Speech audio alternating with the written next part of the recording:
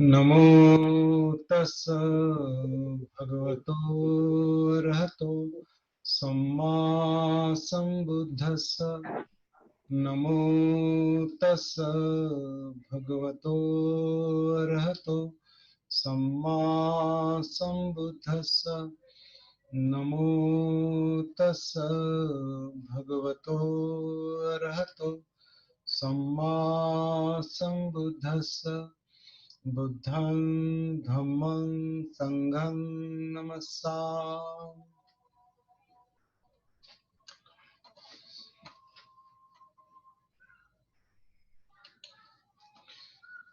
तो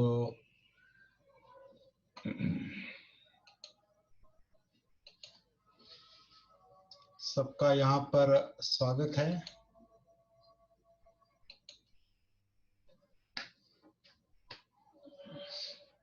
आज हमारे सती साधना सेशन का 9वां सत्र है, 9वां सेशन है। और मुझे आशा है कि बहुत से लोग जो रेगुलर इसमें सम्मिलित है वो इस विषय को समझ पा रहे हैं।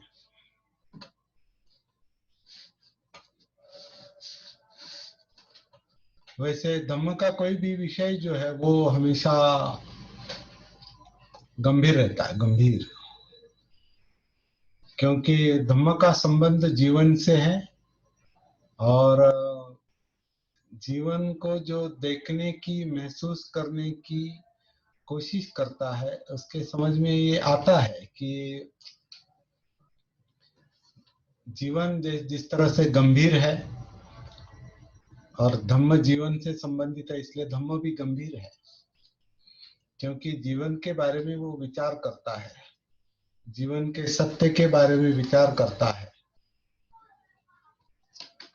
और विशेषकर वो दुख के बारे में विचार करता है, दुख के बारे में चिंतन करता है और दुख मुक्ति के बारे में ज्यादा चिंतन करता है कि इस दुख से कैसे बाहर आए, यातनाओं से कैसे बाहर आए, तनाव से कैसे बाहर आए, चिंताओं से कैसे बाहर आए, डर से कैसे बाहर आए और मृत्यु के भय से कैसे बाहर आए।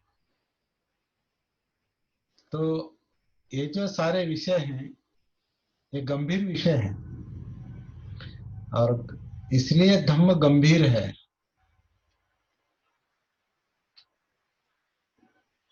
उदान जो त्रिपिटक के 5 निकायों में से जो खुद्दक निकाय है, सुत्त पिटक के जो 5 निकाय है और 5 निकाय में जो खुद्दक निकाय है, खुद्दक निकाय में एक निकाय में जैसे एक धम्मपद ग्रंथ है, वैसे एक उदान है। उदान यानी उत्स्फूर्तता से आए हुए शब्द, उदान। तो बुद्ध ने अपने जो अनुभव है वो जिस तरह से व्यक्त किया है उसे उदान कहा है। उदान उत्स्फूर्त उत्स्फूर्त मनोगत कहें या उत्स्फूर्त संदेश कहें या कोई अंदर की बात है, गंभीर बात है। उदान गंभीर है, उदान गंभीर होता है। धम्म गंभीर है तो धम्म के अनुभव से आए हुए शब्द भी गंभीर होते हैं। तो उदान में ये कहा है कि धम्म जो है वो सागर की तरह है, सागर, महासागर की तरह है। और महासागर के जो 8 गुण हैं वो गुण धम्म के 8 गुण हैं। आज मैं इसलिए इसका जिक्र कर रहा हूं क्योंकि धम्म गंभीर है, महासागर की तरह गंभीर है और हमारे सेशन भी बहुत गंभीरता से चल रहे हैं। मुझे ऐसा महसूस हो रहा है कि बहुत सारे लोग जो हैं वो बहुत गंभीरता से सुन रहे हैं, गंभीरता से ले रहे हैं। बहुत सीरियसली गंभीरता से सुन रहे हैं, और कई सारे लोग जो है इसमें गंभीरता से प्रैक्टिस भी कर रहे हैं, साधना भी कर रहे हैं, सती साधना कर रहे हैं, जागृति की साधना कर रहे हैं।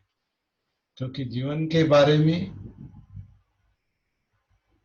जागरूक होना चाहिए, अस्तित्व के बारे में, संस्कार उनके बारे में जागरूक होना चाहिए। ये लोगों के समझ में आया है, इसलिए आप लोग, बहुत सारे लोग गंभीरता से ले रहे हैं। तो धम्म गंभीर है। सागर के जिस तरह 8 गुण है, उसी तरह धम्म के भी 8 गुण है। इसकी तुलना भगवान बुद्ध ने, तथागत बुद्ध ने उदान में की है। आप अगर चाहते हैं तो चलते चलते वो गुण में आपको सुनाता हूँ जो उदान में आए हैं।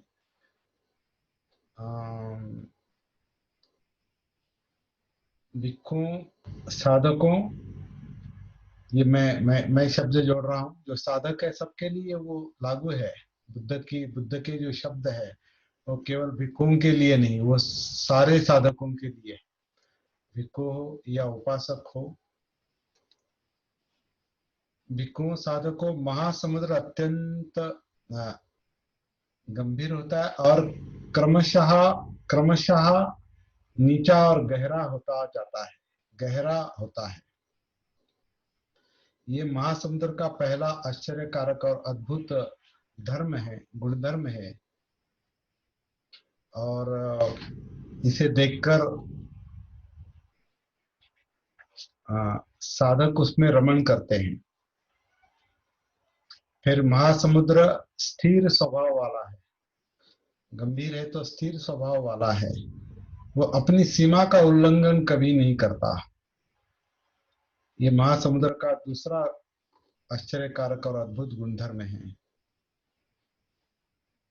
फिर महासमुद्र अपने में कोई मृत शरीर नहीं रहने देता, या मृत शरीर महासागर में नहीं रह सकता।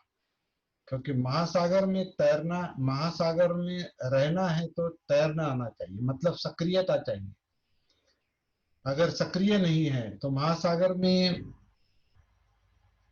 या नदी में भी आप रह नहीं सकते। पानी में आप रह नहीं सकते, गहरे पानी में अगर आपको तैरना नहीं आता है। मतलब जिनको सक्रिय रहना आता है वही उसमें रह सकते हैं। अगर नहीं है तो वो जो बॉडी है जो उसमें है वो डेड बॉडी है, क्योंकि वो सक्रिय नहीं है। और जो डेड है वो समुंदर उसे बाहर फेंक देता है। ये समुंदर का गुण है, तीसरा गुण। फिर जितनी बड़ी बड़ी नदियां हैं, गंगा, यमुना, अचरवती, मही, सभी महासमुद्र में आकर अपने पहले नाम और गोत्र को छोड़ देती है। जब कोई नदी महासागर में आकर आती है, उसमें एक रूप हो जाती है, तो कोई नदी का नाम नहीं रहता, वो समुद्र बन जाती है, समुद्र का हिस्सा बन जाती है। उसी तरह जो लोग धम्म के प्रवाह में आते हैं, उनका कोई नाम नहीं रहता, उनकी कोई आइडेंटिटी नहीं रहती, उनका कोई आत्मभाव नहीं रहता, उनका कोई मैं नहीं रहता। समुद्र अनात्मता भी है एक तरह से। अभी यहाँ चलते चलते ये बात भी समझ में आती है, समुद्र अनात्मता भी सिखाता है, बताता है। क्योंकि उसमें जो जिस जिस भी नदी का पानी उसमें आके एकरूप हो जाता है, सम्मिलित हो जाता है, वो पानी गंगा का पानी या यमुना का पानी या अचिरवती का पानी या महानदी का पानी या कोई पानी का नाम नहीं रहता, वो समुंदर बन जाता है। तो बहुत ही गंभीर बात है। तो आ, ये समुंदर का चौथा गुण है। पांचवा गुण है, संसार में जितनी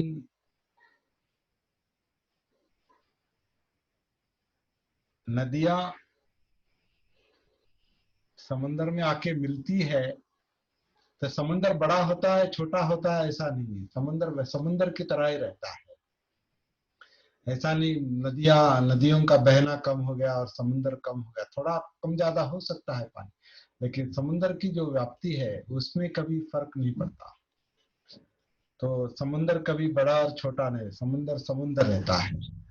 तो जो भी नदियां उसमें आती है उसके कारण या आकाश में, आकाश से जो धाराएं उसमें गिरती है, वो गिरे ना गिरे, समुद्र की जो व्याप्ति है वो एक जैसी रहती है। समुद्र कभी घटता नहीं बढ़ता नहीं, इस तरह कहा है। बहुत अच्छा है। फिर समुद्र का एक ही रस रहता है, रस यानी स्वाद, टेस्ट। महासमुद्र का एक ही रहता है, और वो रस है खारेपन का रस, जिसे लवण रस कहा, सॉल्ट। तो महासमुंदर का जैसे एक ही रस रहता है, उसी तरह धम्म का भी एक रस है, एक ही रस होता है, वो आगे कहा है। और वो जो रस है वो विमुक्ति रस है, विमुक्ति का रस है। धम्म का जो धम्म का जो अंतिम अंतिम जो क्या कहेंगे, अंतिम जो लक्ष्य है वो एक रस की तरह है, उसी के लिए सब प्रयास करने पड़ते हैं। तो जैसे महासमुंदर का रस जो है खारेपन का है, लवण का है, उसी तरह धम्म रस जो है वो विमुक्ति रस से भरा हुआ है। सातवां जो गुणधर्म है, महासमुंदर में अनेक रत्न पड़े होते हैं, महासमुंदर में अनेक रत्न भरे होते हैं। मोती है, मणि है, शंख है, शिला, मूंग, जो अभी रजत है, लोहितांग है, मसारगल है, तो ये रत्नों के नाम है। उसी तरह धम्म के सागर में भी अनेक रत्न होते हैं, जिनको कहा है कि उनमें श्रोतापन्न होते हैं, सकृतागामी होते हैं, अनागामी होते हैं, अरहत होते हैं। ये सारे जो है ये महापुरुष, प्राप्ति किए हुए महापुरुष, ये रत्नों की तरह है। इनकी उपमा जो है वो रत्नों से की है। इसका मतलब बहुत ही मूल्यवान जीवन, रत्नों की तरह मूल्यवान जीवन धम्म का आचरण करने से, धम्म की प्रैक्टिस करने से, साधना करने से मिलता है। इसका ये अर्थ है।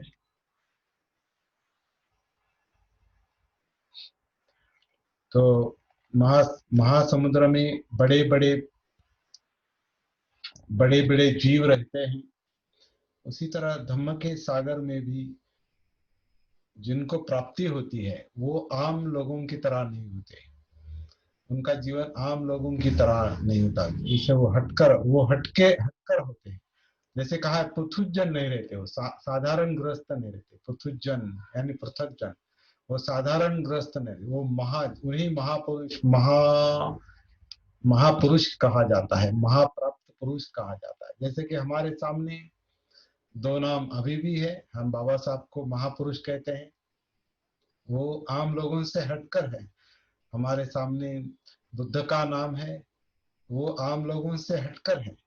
तो जिस तरह महासमुद्र में बड़े बड़े जीव रहते हैं, उसी तरह धम्म के सागर में भी बड़े बड़े महापुरुष होते हैं। तो महासमुद्र के जो ये 8 गुण हैं, वो 8 गुण जो है वो धम्म के लिए भी लागू होते, इस तरह कहा है। तो धम्म जिस तरह से, महासागर जिस तरह से गंभीर है, उसी तरह धम्म भी गंभीर है, और गंभीर बात को हम समझने की कोशिश कर रहे हैं।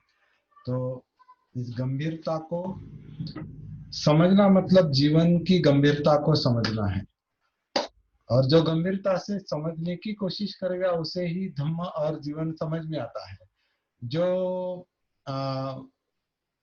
क्या कहेंगे, बहुत ही लाइटली लेगा, आसान आसान समझेगा कि चलो किसी भी, मतलब धम्म के प्रवाह में उतरना कोई बड़ी बात नहीं, धम्म में उतरना मतलब धार्मिक बनना, इस तरह का भी कुछ लोगों की गलतफहमी होती है कि धार्मिक धार्मिक बनना, धार्मिक धार्मिक धम्म के अर्थ में आप धार्मिक बन सकते हैं। इसलिए धार्मिक धम्म का आचरण करने वाले को धार्मिक कहा है, धम्मधर कहा है, धम्मचारी कहा है। तो धम्म धम्म धम्मिको, तो धम्मिको बन सकते हैं, लेकिन पारंपरिक अर्थ से धार्मिक यानी कर्मकांड करने वाला धार्मिक बुद्ध को अभिप्रेत नहीं है। धम्मिक भी बहुत गंभीर गंभीर मनुष्य होता है, क्योंकि वो धम्म के मार्ग पर चलता है। तो हम जो ये आनापान सती सूत्र के आधार से अपने आप को समझने की कोशिश कर रहे हैं, सती के आधार से, जागृति के आधार से हम जो अपने आप को समझने की कोशिश कर रहे हैं, एक गंभीर बात है और इसे सीरियसली लेंगे। जो लोग सीरियसली लेंगे, मुझे आशा है, गारंटी है, उनको बहुत कुछ मिलेगा यहाँ पर। तो सती भी गंभीर बात है, आनापान सती भी गंभीर बात है, क्योंकि वो जीवन से जोड़ देती है। आन और अपान यानी शरीर जो सांस अंदर लेता है बाहर छोड़ता है, इसे महसूस करते करते, इसका एहसास होते होते आप जीवन से जुड़ जाते हैं।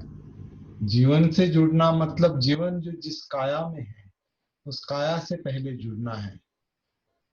जीवन में जीव है, जीव जीव यानी जिंदापन है, हम जिंदा है, ये शरीर जिंदा है। तो हम जब अपने आप के संपर्क में आते हैं, काया के संपर्क में आते हैं आनापान के आधार से, तो हम हमारी जिंदगी के जिंदापन के संपर्क में आते हैं। और जिंदापन महसूस होता है, और ये महसूस करना, महसूस होना वेदना कहा है। वेदना, विद मीन्स टू नो, जानना, महसूस होना, विद से वेदना है। तो ये जिंदापन, ये जिंदगी महसूस होती है वेदनाओं के कारण जो काया में है। उन वेदनाओं में सुख है, सुख वेदना, दुख वेदना, और असुख अदुख वेदना जो महसूस नहीं होती, उन्हें असुख वेदना कहा जाता है। साधारण मनुष्य को दो ही वेदना महसूस होती है, एक तो सुख महसूस होता है या दुख महसूस होता है। वो भी बहुत बड़ी मात्रा में हो तो महसूस होता है। छोटे मोटे सुख के और दुख के अनुभव मनुष्य को महसूस नहीं होते। क्यों नहीं होते? क्योंकि वो अपने आप के संपर्क में नहीं रहता, अपने आप के कांटेक्ट में नहीं रहता, क्योंकि अपना भान नहीं रहता, अपनी सती नहीं रहती। इसलिए इस जीवन में, इस जिंदापन में जो सुख दुख के अनुभव आते हैं, वो उसे ठीक से महसूस नहीं होते। ये पहले महसूस होने चाहिए। क्यों महसूस होने चाहिए? क्योंकि सुख दुख के दोनों अनुभव विचलित करने वाले होते हैं।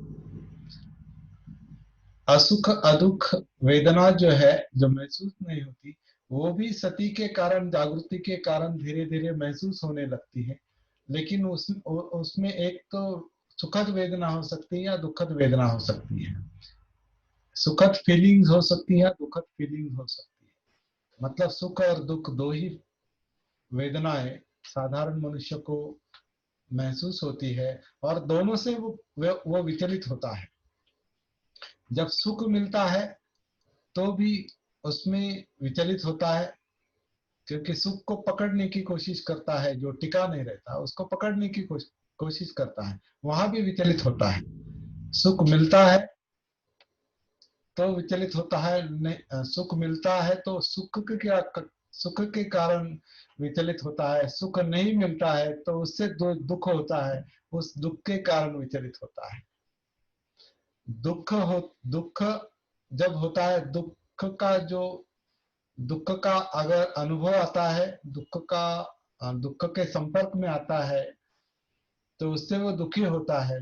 दुख के संपर्क से दूर हटता है तो चलो अच्छा हुआ, मैं दुख के संपर्क में नहीं, तो उसे थोड़ा तसल्ली क्या कहेंगे, थोड़ा अच्छा लगता है, चलो मैं दुख के संपर्क में नहीं। लेकिन दुख के संपर्क में कभी ना कभी आना ही पड़ता है, क्योंकि जिंदगी जीवन का जो सत्य है वो ज्यादातर दुखी है, दुखी है, क्योंकि सुख भी दुख में परिवर्तित होता है और दुख तो दुख है ही, मतलब दुख सत्य है। इसलिए बुद्ध ने जो कहा दुख सत्य है। दुख सत्य है और ये समस्या है, जटिल समस्या है।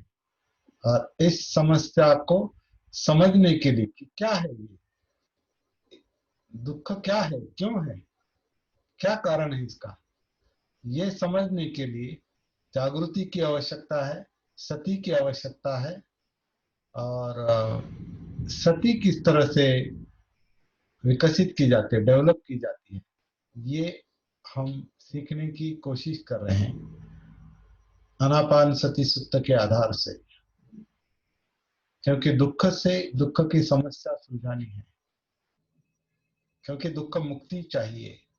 दुख सहा नहीं जाता, दुख से मन छटपटाता है, दुख से व्यथित होता है, यातनाएं होती है, डिस्टर्ब होता है, विचलित होता है, नींद नहीं आती, तनाव निर्माण होता है शरीर पर और मन पर, तनाव निर्माण होता है, बीमारियां, अधिक बीमारियां उससे निर्माण होती है।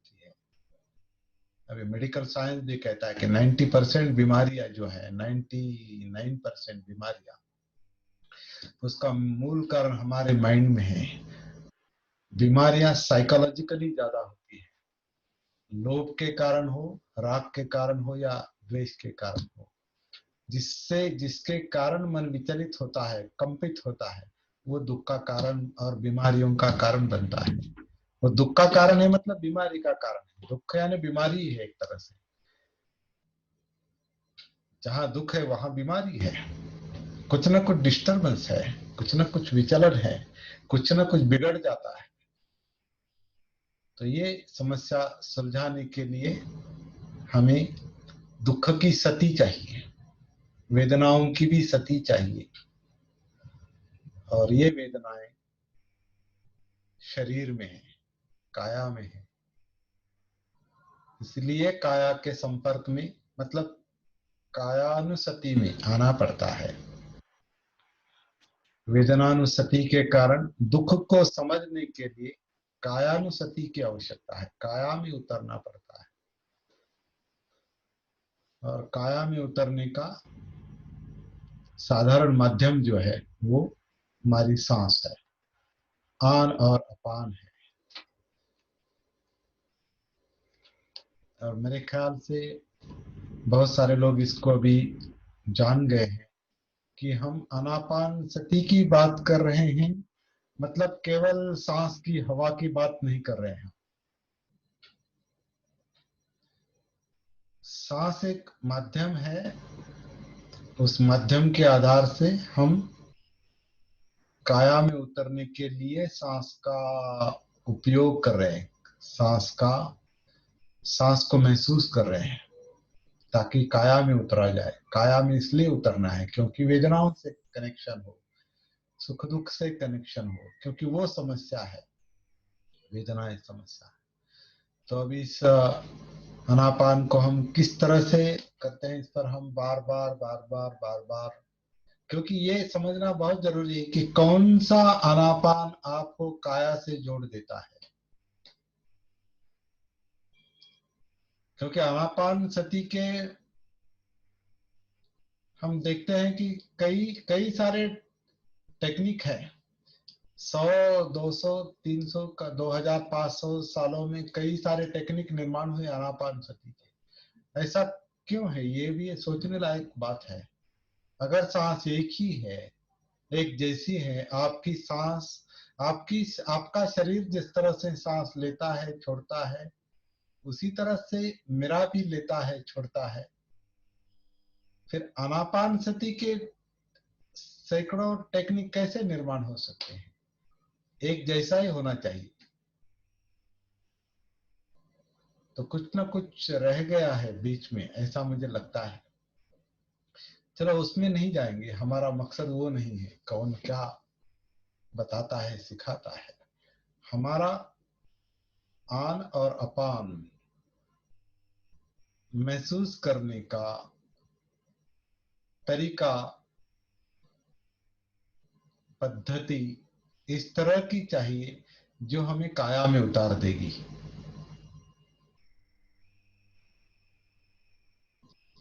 इसके लिए हम देखते हैं कि हमारी काया ही आन करती है, अपान करती है, जो अब आप इस वक्त महसूस कर रहे होंगे तो बहुत अच्छी बात है। अभी इस क्षण में कि हमारी काया सांस अंदर लेती है, काया सांस बाहर छोड़ती है। आन और अपान काया की एक प्रक्रिया है। सांस को, अनापान को काया से अलग महसूस करने की कोशिश करेंगे तो फिर काया से जुड़ नहीं पाएंगे, काया में उतर नहीं पाएंगे।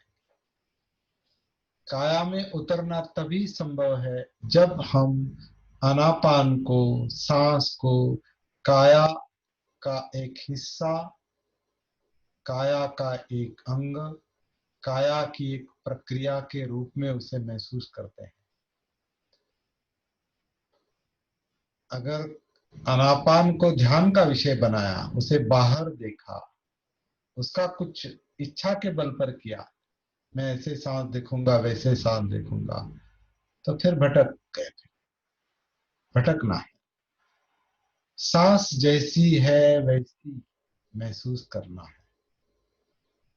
कैसी है सांस? ये काया आन करती है, सांस लेती है, काया सांस छोड़ती है, अपान करती है। काया आन, काया अपान। और ये हम नहीं लेते। सांस जो है जानबूझकर लेने की और छोड़ने की आवश्यकता नहीं है।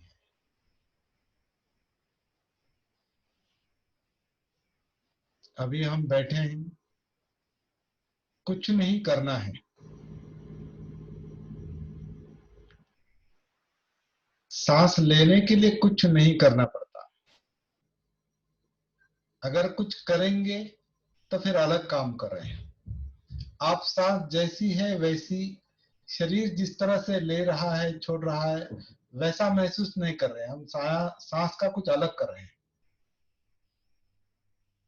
तो कुछ लोग सांस को जो कंसंट्रेशन का मुद्दा बनाते हैं, एकाग्रता का मुद्दा बनाते हैं, ठीक है, वो गलत नहीं है, लेकिन उससे सती जागृति डेवलप नहीं हो सकती। आपका मन टेम्पररी एकाग्र हो सकता है उस विषय पर, लेकिन जैसे वो विषय खत्म होता है आप फिर से डिस्टर्ब होते हैं। तो मन का डिस्टरबेंस जो एकाग्रता को भंग करता है वो मेन पॉइंट है। मन को एकाग्र करना ये मेन पॉइंट नहीं है। ये मुख्य मुद्दा नहीं है कि मन को एकाग्र क्या है। मन को एकाग्र तो हर मन एकाग्र होने की कोशिश करता है। प्राणी भी एकाग्र होने की कोशिश करते हैं। जैसे कि कोई प्राणी, हिंस्र प्राणी अपने भक्ष्य पर अपना ध्यान लगाता है। बिल्ली अपने चूहे पर या किसी प्राणी पर ध्यान लगाती है। शेर लगाता है, पंछी भी लगाता है ना। बगुआ क्या कहते हैं उसे, मछली पकड़ने वाला क्या कहते हैं उसे, बगुआ। हाँ, वो भी बगुला। हाँ, बगुला बगुला। तो बगुला भी ध्यान लगाता है, आंख बंद करता है। एक आंख बंद करता है, बीच में खोलता है, दोनों आंख बंद करता है, बीच में खोलता है। ध्यानी है वो। इसका मतलब हर कॉन्शियसनेस, जिंदापन जो है, जिंदगी में जो, जीवन में जो जिंदापन है, कॉन्शियसनेस है, वो कहीं ना कहीं कुछ पाने के लिए या कुछ छोड़ने के लिए, लोभ के लिए या द्वेष के लिए ध्यान कर सकती है। तो हम इच्छा के बल पर अगर कहीं ध्यान कर रहे हैं तो वो बुरी बात नहीं। हम मन भटकते हुए मन को टेम्पररी हम एकाग्र करने की कोशिश करते हैं, लेकिन मुख्य बात यह है कि मन भटकता क्यों है। तो भटकने का कारण वेदनाएं हैं, सुख दुख है। सुख में भी मन भटकता है, दुख में भी मन भटकता है। तो भटकना जो है, ये भ्रमंती है, वो हमारे मन की स्थिरता को भंग करती है, स्थित प्रज्ञता को भंग करती है, शांति को भंग करती है, इसलिए मन एकाग्र नहीं रहता। तो मन को इच्छा शक्ति के बल पर खींचातानी करके कहीं पर एकाग्र करने की कोशिश करना कोई बुरी बात नहीं, लेकिन उससे दुख की समस्या हल नहीं हो सकती। दुख की समस्या जो पूरे जीवन में है, इस काया में है, इस जिंदापन में जो दुख की समस्या है, उस जीवन के प्रति जागरूक होना, उसकी सती होना, उसका भान होना, यही लाभदायक हो सकता है। जैसे अनापान सती सूक्त में कहा है, शुरू में ही कहा है, मतलब उसका जो सार है, उस सार के शुरू में कहा है, अनापान सती महाफलदायक है, महालाभदायक है। क्यों क्यों महालाभदायक है? क्योंकि वो काया में उतारती है, काया में जो वेदनाएं जिंदापन है उसमें उतारती है, मतलब सुख दुख का एहसास कराती है। और सुख दुख यानी विचलन जो है, डिस्टर्बेंस जो है, उसका कारण जो चित्त है, उसका एहसास कराती है। सुख में लोभ और द्वेष है, चाहिए नहीं चाहिए का संघर्ष है, सैकड़ों विषय, हजारों विषय हैं। पूरे जीवन जितनी आपकी उम्र है, वो सारी चाहिए नहीं चाहिए उनकी इच्छाओं से भरी है। उसे ही संस्कार कहा है। तो चित्त के कारण सुख दुख है, संस्कारों के कारण सुख दुख है। इसलिए कहा सब्बे संखारा दुखादि, सारे संस्कार जो है, मतलब चित्त और ये काया, संस्कारित काया जो जिसमें चित्त है, चेतना है, वो दुख है। लेकिन इस दुख से निराश होने की आवश्यकता नहीं है, ऐसा बुद्ध ने कहा है, क्योंकि उससे दुख मुक्ति प्राप्त की जा सकती है। तो ये चित्त के साथ पहले कनेक्शन होना चाहिए, कांटेक्ट होना चाहिए,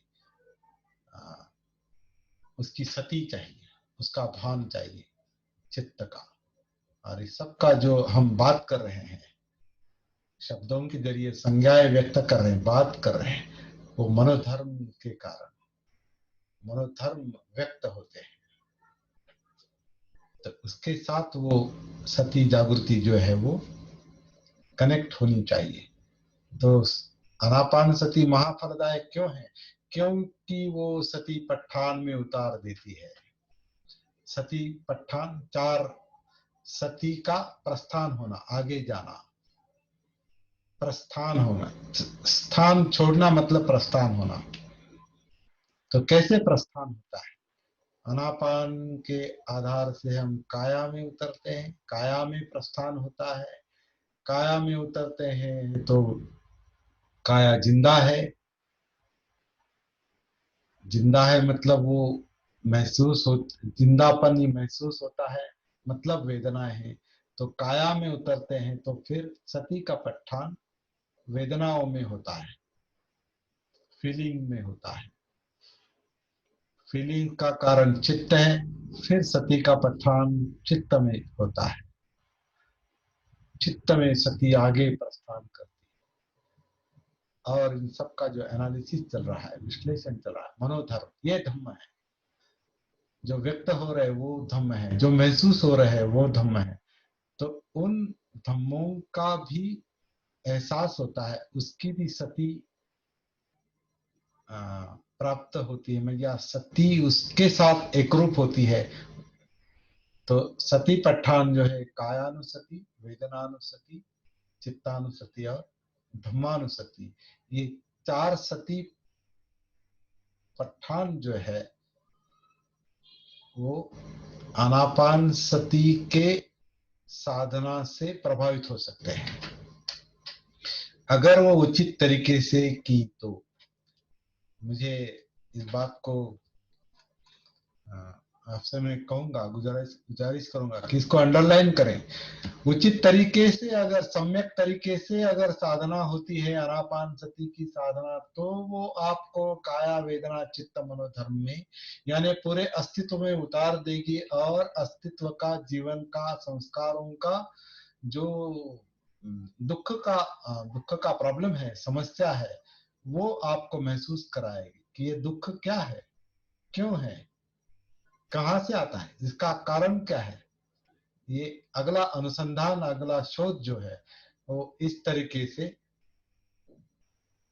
फिर शुरू होता है, जारी रहता है। निरंतरता से अगर वो जारी रहता है तो हमारे दुख की समस्या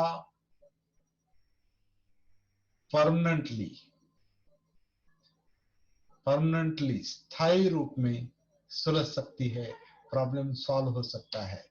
जो बुद्ध ने अपनी उम्र के 35वें साल में सॉल्व किया था, दुख मुक्ति, बुद्धत्व जो है, निब्बाण जो है, वो उम्र के 35वें साल में उनको मिला था, और वो 40 दिन में मिला था। तो इस पर अभी बार बार हमने बहुत बार इस पर प्रकाश डाला है। तो आनापान सती जो है वो महाफलदायक है। क्यों? क्योंकि वो अपनी जीवन की गहराई में, इस सागर में, जीवन के सागर में, जिसे बुद्ध ने सागर कहा है एक तरह से, तो जीवन के सागर में हमें वो सती उतार देती है। तो इसका हम अभ्यास कर रहे हैं। तो इसका पहला चरण जो है नैसर्गिक आनापान, जो आन और अपान हम नहीं लेते, हम नहीं छोड़ते, जिसे हम अनात्म आनापान कहते हैं। अनात्म यानी नॉट सेल्फ, मैं नहीं सांस लेता, मैं नहीं छोड़ता। वो नैसर्गिक रूप से शरीर लेता है, शरीर छोड़ता है। तो शरीर के, काया के आन और अपान के कारण जो अंदर हलचलें महसूस हो रही है, पेट में, छाती में, वो मोमेंट, वो क्रिया, वो सांस की प्रक्रिया, अनापान की प्रक्रिया सती का विषय है, ये समझ लेना चाहिए।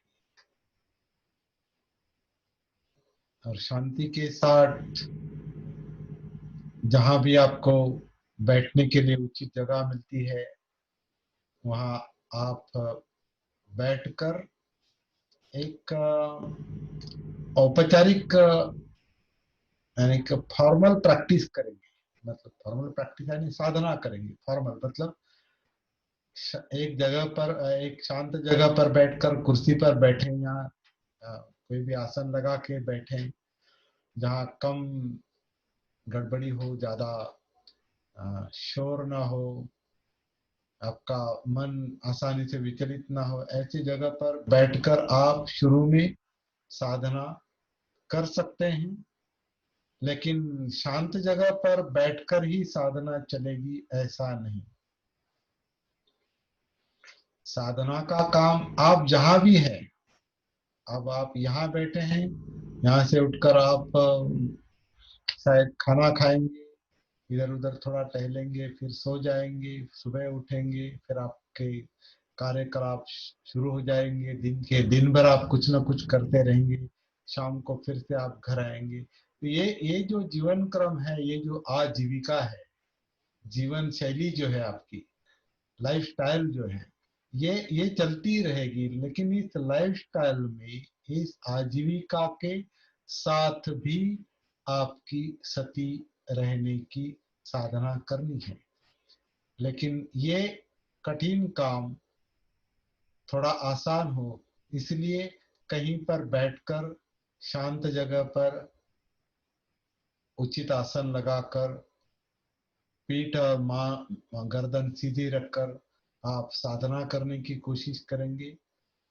सांस के आधार से काया में उतरेंगे, और काया में जो जो कुछ महसूस होता है, वो इस वक्त, मतलब जब आप बैठेंगे उस क्षण में, अभी हो या इसके बाद हो या कभी भी हो, उस क्षण में जो महसूस होता है, काया में हो, वेदनाओं में हो, चित्त में हो, मनोधर्म में, जो कुछ भी महसूस होता है वो महसूस करना है। लेकिन इसमें जल्दबाजी नहीं करनी है। पहले शांति के साथ सांस का जो आवागमन चलता है, शरीर सांस अंदर लेता है, शरीर सांस बाहर छोड़ता है, काया आन और काया अपान करती है, और अनात्म काया आन, अनात्म काया अपान, यानी मैं नहीं ले रहा, मैं नहीं छोड़ रहा। काया नैसर्गिक रूप से आन कर रही है, नैसर्गिक रूप से अपान कर रही है। ये अनात्म आन, अनात्म अनात्म काया आन, अनात्म काया अपान समझने के लिए बहुत आसान है, करने के लिए शायद डिफिकल्ट लगता है, लेकिन साधना इसी के लिए है। हमें जमता नहीं, होता नहीं, हमसे होता नहीं, इसलिए साधना रुकनी नहीं चाहिए। हमें पहले ही समझ लेना चाहिए। ये थोड़ा शुरू में कठिन है, डिफिकल्ट है, लेकिन डिफिकल्ट है इसलिए छोड़ना नहीं है। साधना करते करते वो जो डिफिकल्ट है वो सिंपल बन जाएगा। फिलहाल simple is difficult and difficult is simple, क्योंकि गुत्थी में, अपने मन की गुत्थी में बहते रहना सिंपल बात है, कोई उसमें करने की आवश्यकता नहीं। मन जहाँ ले जाता है वहां हम भागते हैं। लेकिन ये सिंपल जो बात है कि इस वक्त हमारी काया आन कर रही है, अपान कर रही है, ये सिंपल है, बहुत सिंपल है। इसमें कोई दिमाग लगाने की बात नहीं है, दिमाग का काम है ही नहीं है। ये सती का काम दिमाग का काम नहीं है। दिमाग आप दूसरी जगह पर लगाएंगे, आपके काम में लगाएंगे, आपके दूसरे प्रॉब्लम सॉल्व करने में दिमाग लगाएंगे। यहाँ दिमाग दिमाग का काम नहीं, दिमाग की भी सती चाहिए। मनोधर्म की सती यानी दिमाग की भी सती बाद में होनी चाहिए, कि दिमाग कहाँ कहाँ उचित जगह पर लगता है या अनुचित जगह पर लगता है। दिमाग शांत होता है या अशांत होता है। दिमाग लोभ में तो नहीं जा रहा, तो दिमाग द्वेष के पीछे तो नहीं जा रहा। तो विचार प्रक्रिया जो है, मनोधर्म जो है, कुशल अकुशल, सही गलत जो कुछ भी है, उनकी भी सती बाद में महसूस होती है। शुरू में वो कठिन लगेगा। वहां पहुंचने के लिए, मनोधर्म में पहुंचने के लिए, विचार प्रक्रिया में पहुंचने के लिए पहले चित्त में उतरना पड़ता है, जो डिस्टर्ब करता है। और चित्त जो डिस्टर्ब करता है उसी के कारण सुख दुख है, मतलब वेदनाएं है, और ये सब काया में है। इसलिए काया में उतरना है, इसलिए अनापान करनी है, अनापान सती करनी है, अनापान देखना है। लेकिन कुछ नहीं करना है, केवल उसके उस प्रवाह के साथ, उसके गति के साथ, अनापान की जो गति है, आ रहा है, जा रहा है, शरीर सांस ले रहा है, छोड़ रहा है, ये जो गति है, उस गति के साथ आपको एकरूप होना है। अगर आप लोग संगीत जानते हैं तो संगीत में कोई सा होता है, षड्ज होता है, एक सुर होता है। कितना भी बड़ा गायक क्यों ना हो, शास्त्रीय गायक हो या सुगम संगीत वाला हो या कोई लोकगीत गाने वाला हो, उसके लिए कोई एक सुर चाहिए होता है। एक सुर चाहिए होता है, जो उसके, क्या कहते हैं उसे, मराठी में तुनतुने कहते हैं, हिंदी में क्या कहते हैं, जो एक तारी जो होती है ना, तो एक तारी का जो सुर होता है, तो एक तारी वो सुर होता है उसका, गाने वाले का, उसका वो सुर होता है। वो तो एक तारी के साथ वो अपना सुर मिला के वो गाना गाता है। कोई बड़ा शास्त्रीय गायक होता है तो उसके पीछे दो तानपुरे चलते हैं। आजकल इलेक्ट्रॉनिक तानपुरे भी चलते हैं, लेकिन बहुत सारे बड़े जो क्लासिकल गायक है उनके पीछे वो दो तानपुरे चलते हैं जो बजाते, तो वो उसके लिए सुर है। उसके सुर में सुर मिला के वो क्लासिकल गायन करता है। कोई क्लासिकल बजाने वाला हो, बांसुरी बजाने वाले की बांसुरी हो या संतूर हो या कोई शहनाई हो या हारमोनियम हो या कोई भी हो, उसके लिए एक सुर चाहिए पीछे। तो एक सुर के साथ वो अपना सुर मिला के गाना गाता है। उसी तरह अपने जीवन का जो सुर है, जैसे योगेश सर ने उस दिन कहा था, रिदम, जीवन का जो रिदम है वो रिदम समझ में आना चाहिए। जीवन का रिदम, जीवन का सुर जो है वो जो सांस के साथ चल रहा है, काया के साथ चल रहा है, बिगड़ा हुआ है। तो सती जो है, सती वो सुर की तरह काम करती है मुझे लगता है। और फिर वो ठीक से आनापान, आनापान को उस सुर में लाती है, काया को सुर में लाती है, वेदनाओं को सुर में लाती है, चित्त को सुर में लाती है, मनोधर्म को, विचार प्रक्रिया को सुर में लाती है। तो सती जागृति जो है वो एक सुर की तरह काम करती है। अगर आपको सुर का ज्ञान है, गाने का ज्ञान है, मुझे मुझे ज्यादा दिलचस्पी है उसमें, क्योंकि मैं एक क्लासिकल सिंगर भी रहा हूं मैं, और कई सारी बहुत साल बिताए उसमें मुझे। जैसे आज मेरा जीवन का जो मकसद है वो धम्म जीने का है। उस इसके पहले मेरा जीवन का मकसद जो था वो क्लासिकल म्यूजिक था, आपके लिए बता दूं तो। मुझे उसमें दिलचस्पी है, लेकिन वो बहुत अच्छा कंपैरिजन लगता है मुझे। तो हल्का से एक सुर हो जाए। बाद में कभी सर, बाद में कभी, अभी अभी अभी अलग मूड है, अभी अलग मूड है। आप मुझे गाने के लिए कहेंगे तो फिर मुझे थोड़ा ज्यादा नहीं, बहुत हल्का सा, लोगों हल्का सा। को लगेगा कि हाँ, कि वाकई में आपको कैसे आप साधना, कौन सी साधना में थे और अब कौन सी साधना में है, और जीने का जबकि मकसद दोनों का लगभग एक जैसा ही है, बस बहुत समझ अच्छा। का फर्क है। ओके। मिले सुर मेरा तुम्हारा, तो सुर बने हमारा। सुर की नदियां हर दिशा से बहती सागर में मिले। बादलों का रूप लेकर बरसे हल्के हल्के, मिले सुर मेरा तुम्हारा, तो सुर बने हमारा। धन्यवाद। बहुत बढ़िया, बहुत बढ़िया। बहुत बहुत धन्यवाद सर, अति सुंदर, धन्यवाद। बहुत सुंदर, धन्यवाद। बहुत सुंदर। आज ऐसा हुआ है, आज सुबह उठकर मुझे पता नहीं क्यों ऐसा हुआ, आज मैंने सुबह उठकर थोड़ा रियाज किया, आवाज आवाज की प्रैक्टिस किया, कई कई दिनों के बाद किए। और आज आज आज शाम को आप मुझे गाने के लिए कह रहे हैं, तो मैं इसलिए गाना गा सका क्योंकि सुबह को रियाज हुआ है, प्रैक्टिस हुई है, साधना हुई है। मोबाइल तो साधना से हर काम सुकर होता है। इसी तरह सती साधना से हम अपने जीवन के बेसुरेपन को सुरीला बना सकते हैं, जीवन को मुक्त करके, दुख मुक्त करके। और ये मुझे यकीन है ये काम हम कर सकेंगे, इसलिए बुद्ध ने प्रयास किए हैं।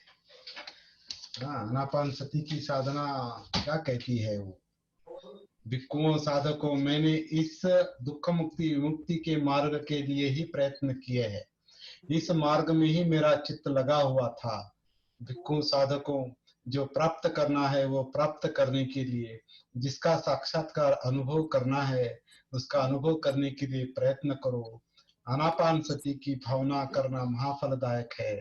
आनापान सती की अधिकाधिक भावना करने से वह 4 सती पट्ठानों को परिपूर्ण करती है, मतलब काया, वेदना, चित्त और मनोधर्म। इन 4 सती पट्ठानों को परिपूर्ण करती है, और सती पट्ठानों की भावना अधिकाधिक करने से 7 बोधांगों की परिपूर्णता साध्य होती है, और 7 बोधांगों के कारण विद्या और विमुक्ति की, जो विमुक्ति रस सागर का जो एक गुण है और धम्म का जो गुण है विमुक्ति रस, तो विद्या और विमुक्ति की परिपूर्णता साध्य होती है। इसमें जो 7 बुद्धांग है, जो सती, सती यानी सती पठान है, सती, धम्म, विजय, वीर्य, प्रीति, प्रश्रद्धि, समाधि और उपेक्षा, ये जो 7 बुद्धांग है इसके बारे में हम बाद में बात करेंगे। वो हमारा अगला अभ्यास है, उसके बारे में हम बाद में बात करेंगे। लेकिन ये हम कितना स्टडी करते हैं, कितना पता है मालूम है, ये इतना इम्पोर्टेंट नहीं है। हम धीरे धीरे शनै शनै इस जीवन के सागर में उतरते हैं क्या, गहराई में जाते हैं क्या, ये इम्पोर्टेंट बात है और ये हमें सीखना है। तो लगातार डटे रहिए इसके साथ और साधना करते रहिए। आपको जो भी दिक्कत है, प्रश्न है, सवाल है, वो कभी भी आप मुझसे पूछ सकते हैं, यहाँ भी पूछ सकते हैं, फोन करके पूछ सकते हैं, दिन हो या रात हो, कभी भी आप मुझसे बात कर सकते हैं और एक दूसरे के साथ भी चर्चा कर सकते हैं, क्योंकि एक दूसरे के साथ अनुभव पर चर्चा करने से भी बहुत कुछ गहराई के विषय मिलते हैं, आपको अनुभव होते हैं। तो 8:57 हो गए हैं, कुछ बात करनी है तो कर सकते हैं।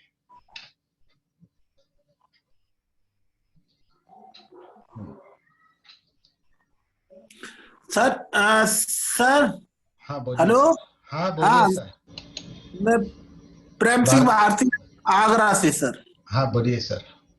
हाँ सर, मैंने थोड़ा आज का अनुभव बताता हूँ मैं। हाँ बोलिए। थोड़ा दुख में था और सती को लेकर के मेरा जब दुख मुक्ति हुआ मैं, तो उसमें थोड़ी प्रसन्नता हुआ। तो प्रसन्नता होना वहाँ उस जगह पर ठीक है क्या? हाँ, प्रसन्नता तो आपकी साधना का रिजल्ट है, परिणाम है, और आप कई दिनों से कर रहे हैं। लेकिन आप दुख से मुक्त हुए, ये जो शब्द प्रयोग आपने किया, वो दुख उस दुख से, पर्टिकुलर दुख से आप बाहर आ गए। दुख मुक्ति का मतलब विमुक्ति है, मतलब आपको कभी भी दुख नहीं होगा। तो शब्द इस्तेमाल करते समय थोड़ा संभाल कर करेंगे। तो उस वो जो कुछ भी आपका कारण है डिस्टर्बेंस का, विचरण का, उससे आप बाहर आए, क्योंकि आप सती की साधना मेरे ख्याल से कई दिनों से कर रहे हैं और आपकी थोड़ी थोड़ी समझ में भी आ रहे हैं, और आपके समझ में अनात्मा भी बहुत अच्छी तरह से आया है, मुझे पता है। उससे इसके कारण, अनात्मा के कारण आप दुख को ऑब्जेक्टिवली लेते हैं, मतलब उसको पर्सनलाइज नहीं करते। जी जी। जितना दुख को पर्सनलाइज करेंगे उतना वो ज्यादा बढ़ता है। दुख जो है वो जीवन का एक स्वभाव है, सत्य है, क्योंकि सत्य का मतलब है, सत्य पर्सनल नहीं होता कभी, सत्य नैसर्गिक होता है। दुख है, ये सत्य है, मतलब वो ऑब्जेक्टिव है, उसे अपना मत बनाइए। ये सीखना है, ये धीरे धीरे सीखना है। अब तो आँख खोल करके भी महसूस होता है सर। आँख खोलकर कर सकते हैं, सोते हाँ हुए कर सकते हैं, जागते हुए कर सकते हैं, हर समय कर हाँ। सकते हैं। सती जब जीवन चल रहा है तो सती भी उसके साथ चलनी चाहिए। जी जी जी। जीवन की तो गति के साथ, जीवन की गति के साथ सती चलनी चाहिए। मैं बहुत बहुत धन्यवाद देना चाहता हूँ सर, बहुत बहुत धन्यवाद सर। आपका भी धन्यवाद, आप साधना करते हैं इसलिए।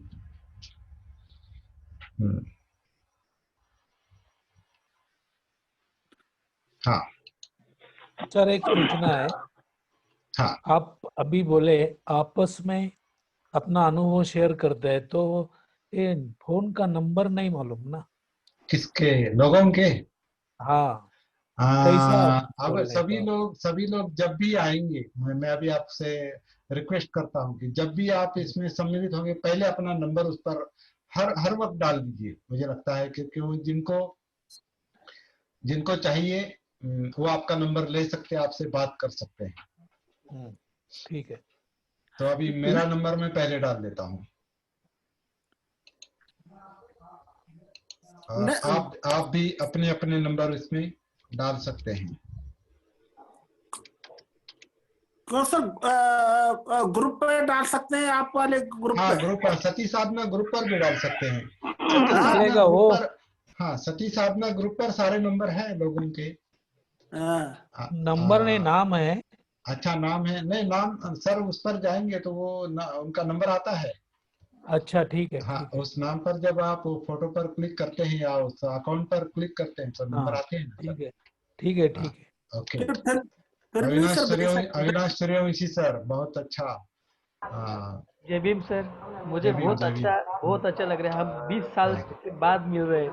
हाँ, मुझे 20 साल के बाद हम मिल रहे हैं सर। बहुत ही बहुत। खुशी हो रही है। हाँ, हाँ। और अविनाश सर फिल्म लाइन में काम करते हैं, फिल्म एडिटिंग का काम करते हैं। तो आपको कोई फिल्म अगर निकालनी है तो अविनाश सर जी से मिलिए आप। बहुत अच्छा, अभी बहुत हाल ही में अच्छा। बीमा कोरेगांव का एक नया प्रोजेक्ट चल रहा है। अच्छा, अच्छा, हाँ, तो जारी है। तो लॉकडाउन अच्छा, की वजह से थोड़ी दिक्कत आई है, अच्छा, अच्छा, तो वही प्रोजेक्ट चालू है हमारा। अच्छा, अच्छा, वेरी वो गुड, कब वेरी तक चालू रहेगा, रिलीज होगा?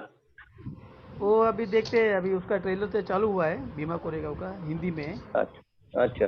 अच्छा, अच्छा, हाँ, सर, बहुत अच्छा। आज का हाँ, मेरा अभी सेशन के दौरान जो अनुभव रहा, हाँ, हाँ, गहरा हुआ। बहुत अच्छा, मैं देख रहा कि था। काया सांस लेती है और छोड़ती है, ये अनुभव आज मेरा गहरा हुआ है। बहुत अच्छा, बहुत अच्छा, उसके लिए साधुवाद। बहुत बहुत अच्छा है। जो जिनको ये अनुभव आएगा, काया अनात्म काया आन और अनात्म काया पान, तो मुझे लगता है उन्होंने पहला चरण पार करने को है अभी वो, क्योंकि वो सती पठान के प्रवाह में उतर रहे हैं। तो बहुत अच्छा, आपको भी साधुवाद देता हूँ राजेश सर, बहुत अच्छा, बहुत बढ़िया। हाँ, बोलिए योगेश सर जी। सर, अभी एक पर्सन उठा था कि सत्य पर्सनल नहीं होता। हाँ, इसके मैं चाहता हूँ आप इससे कोई उदाहरण दें मेरे को। सत्य पर्सनल नहीं होता है। आपने जन्म लिया है ना, आपने, मैंने जन्म लिया, ये सत्य है। जी। लेकिन जन्म आपने नहीं लिया है, वो हो गया है। So it is not personal. हम जीवन जी रहे हैं, परिस्थिति के मुताबिक जीवन चलता है हमेशा। कार्य कारण भाव जो प्रतीत समुत्पाद, वो कार्य कारण भाव के मुताबिक जीवन चलता है। जैसे अभी आपके यहाँ ठंड है तो आपको स्वेटर पहनना पड़ता है, तो परिस्थिति से अडॉप्ट होने के लिए आपको वो करते हैं। मतलब आप नहीं कर रहे हो, वो हो रहा है। ठंड लग रही है, आप स्वेटर पहन रहे हैं, मतलब सिंपल बात। जी जी और जी। गहराई में जाएंगे तो उसमें जीवन चल रहा है, तो जीवन चल रहा है, हम नहीं चला रहे, वो परिस्थिति चला रही, कार्य कारण भाव चला रहा है। जीवन शुरू हुआ है, वो समाप्त भी हो जाएगा, ये सत्य है, लेकिन ये पर्सनल नहीं है।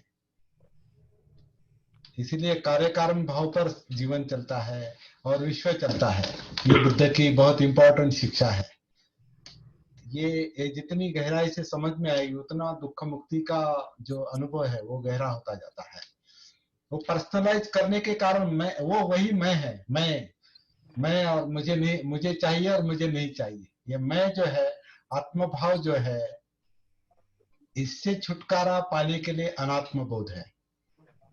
इसलिए हम शुरू से उसकी तैयारी कर रहे हैं अभी।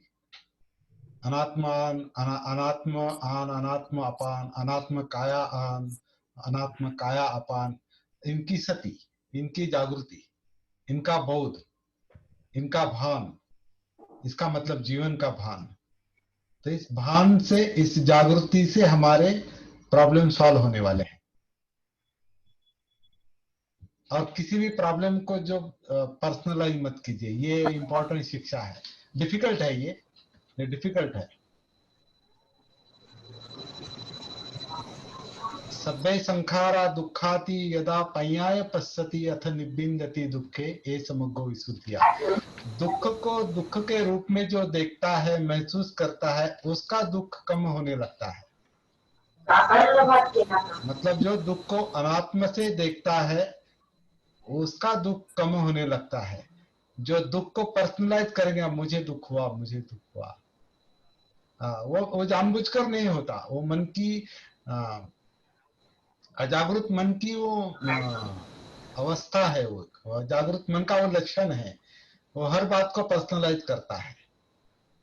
इसलिए कहते हैं मेरा जन्म हुआ है ना, मेरा जन्म यहाँ हुआ, वो हुआ, फिर मेरा नाम ये है और मेरा गांव ये है और मेरे माता पिता ये है, मैं ऊंचे घराने का हूँ, ऊंचे कुल का हूँ, ऊंचे जात का हूँ, या कुछ कहते हैं मैं नीचे जात का हूँ। ये सब आत्मभाव जो है ये सब पर्सनलाइज करना है। और फिर मेरी शिक्षा इतनी है, मेरे पास इतना पैसा है, मेरा इतना ये है, और मैं काला हूँ, आप गोरे हैं, ये इधर के हैं, उधर के हैं, सब सब जो है ये मैं जो है, ये आत्मभाव जो है, ये सारे दुख की जड़ है।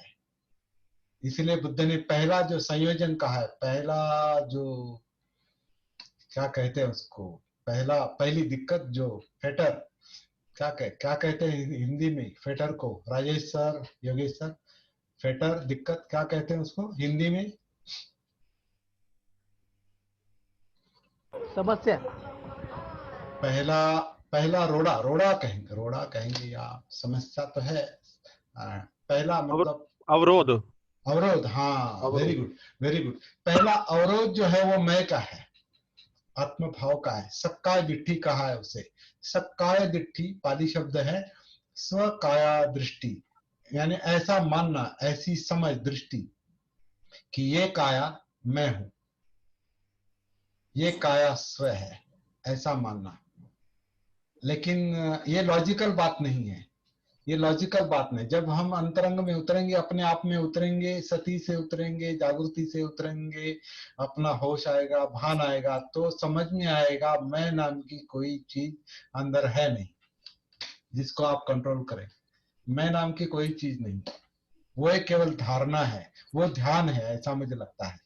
वो मन का ध्यान है, मैं, ये मेरा, और मेरा ऐसा, मेरा वैसा, मुझे ये चाहिए, मुझे वो नहीं चाहिए। तो ये जो भाग दौड़ है वो तृष्णा की, मैं यानी तृष्णा ही है। एक तरह से समझाना बहुत कठिन है, वो महसूस करने की बात है, क्योंकि अंदर की बात है। अंदर की बात के लिए आपको कोई आंख, कान, नाक, जीभ, त्वचा कोई मदद नहीं कर सकता।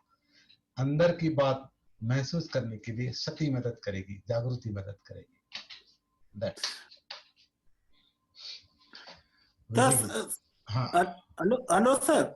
हाँ बोलिए सर।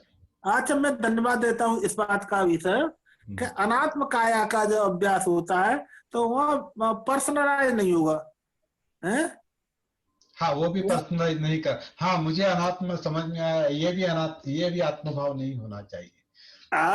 मुझे अभी एक जो मूल पर्याय सूत्र जो है, मूल पर्याय सूत्र मध्यम निकाय का जो है, उसमें बुद्ध ने यही बात समझाई है कि सोतापन्न मतलब जो अशिक्षित है, पृथुजन है, वो जब मैं के पृथुजन साधारण ग्रस्त भी अगर कुछ प्राप्ति करने लगता है और उसमें अगर वो अटक जाता है कि मुझे प्राप्ति हुई, तो वो उसका प्रॉब्लम, उसको विमुक्ति नहीं मिल सकती। जो सीखता है, शेख जो है, सीख रहा है, जैसे साधना कर रहा है, लेकिन साधना से जो प्राप्ति होती रहती है उसमें भी उस प्राप्ति में, उस यश में अगर वो अटक गया, वो उसको पर्सनलाइज किया, तो वो भी प्रॉब्लम बनता है। नेकी कर और दरिया में डाल, ऐसा एक जो कहावत है वो इसीलिए है, इसी की ओर संकेत करती है। तो अब तक तो सर तीसरा, एक मिनट, तीसरी जो बात है, जो सीख रहा है, सीखते सीखते तीसरे चरण पे वो अर्हत आता है। एक तो पृथुजन, दूसरा शेख यानी सीखने वाला, तीसरी जो प्राप्ति है वो जो अरहंत हो गया है। अरहंत भी दुख मुक्त होता है, लेकिन दुख मुक्त होने के बाद भी अगर उसमें मैं भाव है तो वो उसका रोड़ा बनता है। ये मूल पर्याय सूत्र बताता है। और चौथे चरण में बुद्ध है। तो कुछ अर्हत भी बता क्यों नहीं सकते, अपने अनुभव शेयर क्यों नहीं कर सकते, क्योंकि वो मैं भाव में, आत्म भाव में अटक गए। ये मैं थोड़ी बताने में इस सूत्र के आधार से मैं बात कर रहा हूँ। तो ऐसा है, तो आत्म भाव जो है अनात्म समझ में भी आता है आपके, ये साधना समझ में भी आती है, लेकिन उसका अगर ईगो बनता है, मैं बनता है, आत्म भाव बनता है, तो वो आपके लिए प्रॉब्लम बन सकता है। इसलिए बहुत बहुत बहुत कड़वी तुलना की है बुद्ध ने। धम्म की तुलना सर्प के साथ की है। सर्प जो है वो अगर आप ठीक तरह से पकड़ोगे तो वो हाथ में आएगा, अगर गलत तरीके से पकड़ेंगे तो वो आपके लिए ध्वंस का कारण बन सकता है। इसलिए धम्म के साथ कुछ कहते हैं ना कि ज्यादा होशियारी नहीं करनी है, दिमाग नहीं लगा, सती के साथ, जागृति के साथ उसमें उतरना है। दिमाग लगाएंगे और ऐसे करूंगा वैसे करूंगा तो फिर वो, तो बहुत सारे लोग फंस जाते हैं ना उसमें। आप देखते हैं, हम अभी देखते हैं कई सारे, हाँ, धम्म का प्रचार इतना बढ़ गया है, लेकिन उसमें एक वाक्यता क्यों नहीं है? कई सारे प्रचार करने वाले और साधना सिखाने वाले लोग, इनमें एक वाक्यता क्यों नहीं?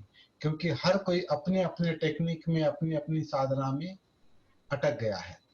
वो साधना उनका ईगो बन गया है, साधना उनका आत्मभाव बन गया है, तो शेयर नहीं करते। हाँ, दूसरे लोगों ने यहाँ नहीं आना चाहिए और यहाँ के लोग वहां नहीं जाने चाहिए, पाबंदी लगाते हैं। जिन संगठनों में पाबंदी लगाई जाती है वे लोग कभी भी मुक्ति का अनुभव नहीं कर सकते, इम्पॉसिबल है। वो अभ्यास कर सकते हैं, स्टडी कर सकते हैं, बहुत कुछ जान सकते हैं, लेकिन विमुक्ति का अनुभव नहीं ले सकते, क्योंकि उनको छोड़ना नहीं आता, उनको सागर में डालना नहीं आता, दरिया में डालना नहीं आता। नेकी करते हैं लेकिन दरिया में नहीं डालते। तो ठीक है, नेकी का फल मिलता है, लेकिन दरिया में नहीं डाले, छोड़ नहीं देंगे, तो वही प्रॉब्लम बनता है, दुख का कारण बनता है। बाबा साहब को एक जगह पर ये कहना है, नेकी करो और दरिया में डाल, नेकी करो और दरिया में डाल, ये मेरे कार्य करने का तरीका है, ऐसे बाबा साहब ने भी कहा है। बुद्ध का तो था ही। बोलिए सर, राजेश सर। बुद्ध भी लास्ट समय पे किसी भाव में अटक गए थे, तो उनको जो उन्होंने कल्याणकारी कार्य किए उसमें भी अटक गए थे, उसके बाद छोड़ने के बाद ही उन्हें बुद्धत्व प्राप्त हुआ। हाँ, ऐसा सुना मैं। वो उपक का उदाहरण है। वो उपक का जो उदाहरण, पहली बार जब वो प्राप्ति करने के बाद, जब प्राप्ति शेयर दूसरों को बताने के लिए जब वो बाहर निकले, तो पहला जो साधु उनको मिला था वो नग्न साधु था। तो नग्न साधु ने उनको सुना नहीं, उनके अनुभव सुने नहीं। तो बुद्ध की स्वयं की एक मतलब उसका जो निचोड़ निकलता है तो वो ये है कि मेरा ही शायद बताने का तरीका गलत रहा होगा, क्योंकि मैं बुद्ध हूँ, ऐसा वो कहते हैं, मैं बुद्ध हूँ। तो जो मैं बुद्ध हूँ कहने का वो सामने वाला होगा बुद्ध, क्योंकि मैं के दृष्टि से वो देखता है। वो मैं भाव से बात नहीं कर रहे थे बुद्ध, ये उस तरीके से देखता है उनको, तो वहां संवाद रुक जाता है। तो वो कहता है कि होगे बुद्ध आप, निकल जाता है। और फिर पंचवर्गीय भिक्षु और वो आगे जो है आपको, इस पर बाद में चर्चा करेंगे। बहुत बहुत धन्यवाद। बहुत बहुत धन्यवाद सर, बहुत सुंदर सर, बहुत सुंदर। आज हम सब लोगों का अलग मूड था, आप सब लोगों को मैं धन्यवाद। बहुत अच्छा सर। अंतरा सुनाने के लिए भी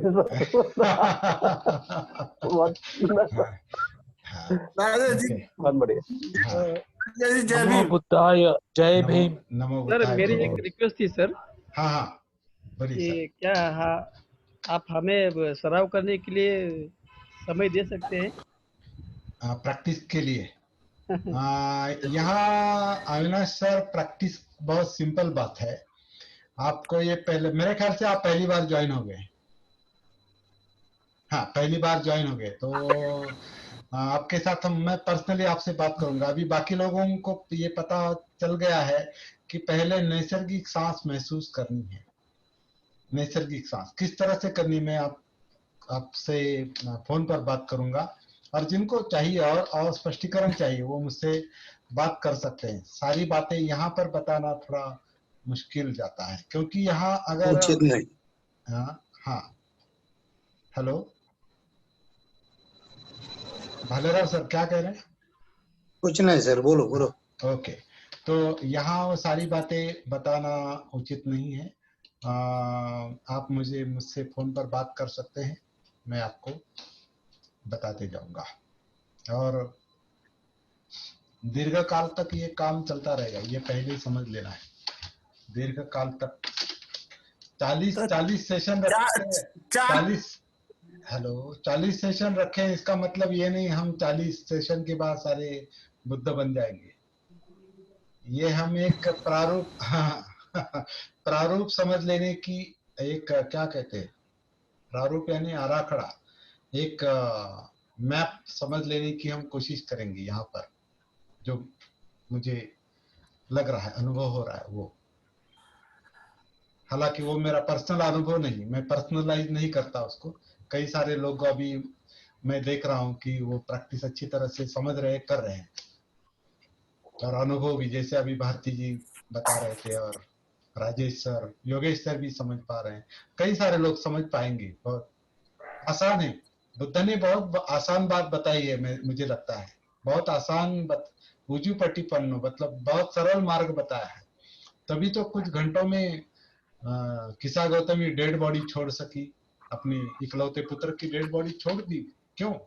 क्योंकि मृत्यु का सत्य स्वीकार किया है।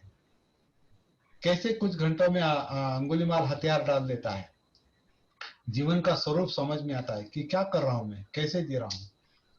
पटाचारा है, सारिपुत्र मोगलान जैसे भी विद्वान और ध्यानी लोग भी अपनी पुरानी जो साधनाएं थे, जो कुछ भी था, वो छोड़ चुके थे। शायद उद्दक रामपुत्र और आलार कालाम को वो संभव नहीं हुआ। कोई बात नहीं, चलो अभी बहुत है बात करने के लिए, इसके बाद फिर से मिलेंगे। बहुत बहुत धन्यवाद सबको। जय भीम, नमो बुद्धाय। जय भीम सर, नमो बुद्धाय सर। जय भीम सर, और सभी को जय भीम।